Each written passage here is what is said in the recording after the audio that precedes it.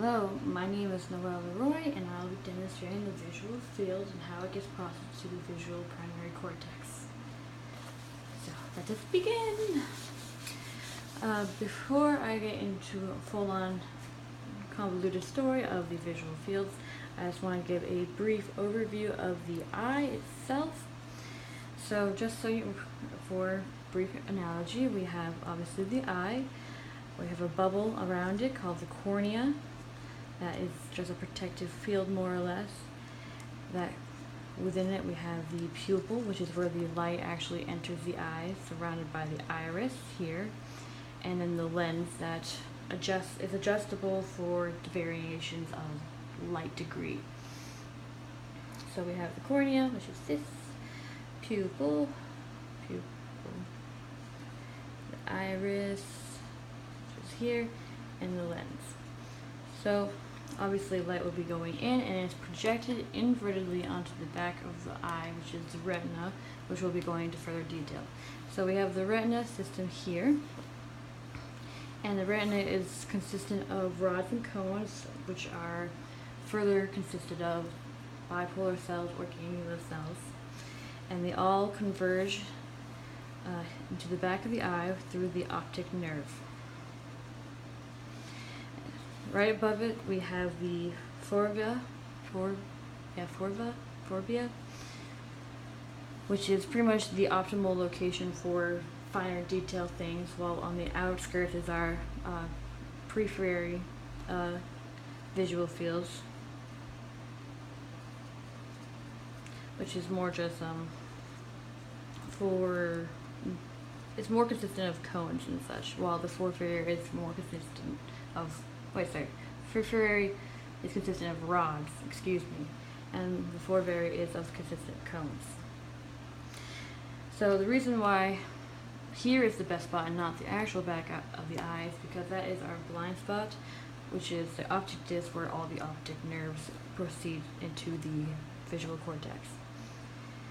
So this blind spot happens because of the fact all of our blood vessels and veins and axons are converging through this one opening, so there's absolutely no receptive field, so there's no way to process the information. But because of our visual cortex system, we are able to overcome this issue by the convergence of the two visual fields, or the hemispheres, which we will look at now.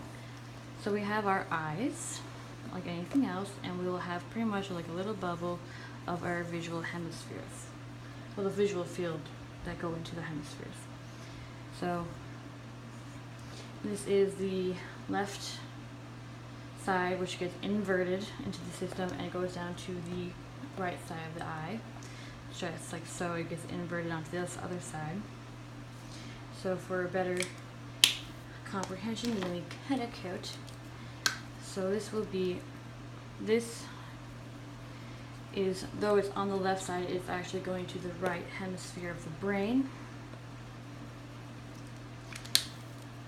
And this goes to the left hemisphere of the brain due to the inversion of our retinas, or reflection through our pupil. So we begin with the left retina of the eyes. We have two systems of retinas, which is the temporal of the left side, which has a temporal and a nasal, and then the right side, which has a nasal and a temporal, just like the other ways. So both of the left come out through the optic nerve at the back of the eye, converge at the optic chiasm here, and at this point, this is where they converge all the visuals that they see into a cylindrical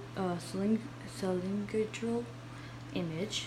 So it kind of reflects and goes here, like so.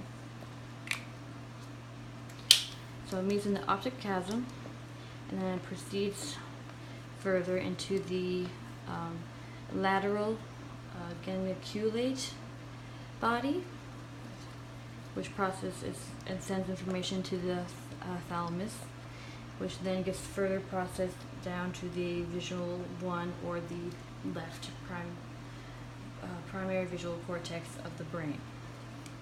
I'm sorry that my markers are dying. So then we do the same to the right, which goes to the right, but it's obviously it's the left being inverted going to the right for lack of confusion. So if we have the right retinas going through the optic nerve, converging down at the optic chiasm on the nasal and the temporal, which I'll label after.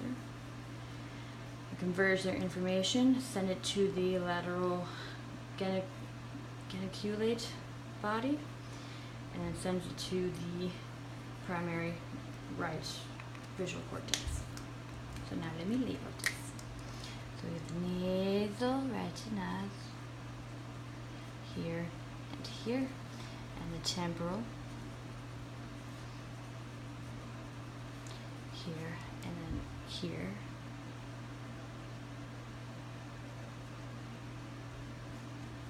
Converging on the optic nerves, well, following down the axons on the optic nerves.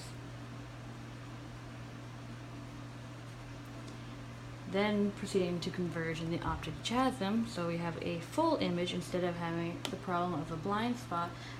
This is the body's way of correcting the inability to compensate. Well, it is compensating for the blind spot because now it has a visual on both sides of the field. Here, and it goes down to the lateral geniculate body, which I'll just label as NGN, LGN here, and it proceeds all the way down to the primary visual cortex, or V1, where information is actually processed. And it processes each side of the brain, so I'll make a brainish kind of field. Well, that's a really spaced out brain. Each left and right hemisphere of the brain get a full view of the visual fields from both eyes because of the optic chiasm.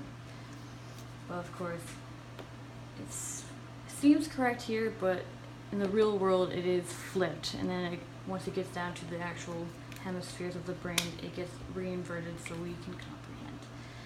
Thank you for watching, and I hope I didn't fumble too bad with that. Thank you.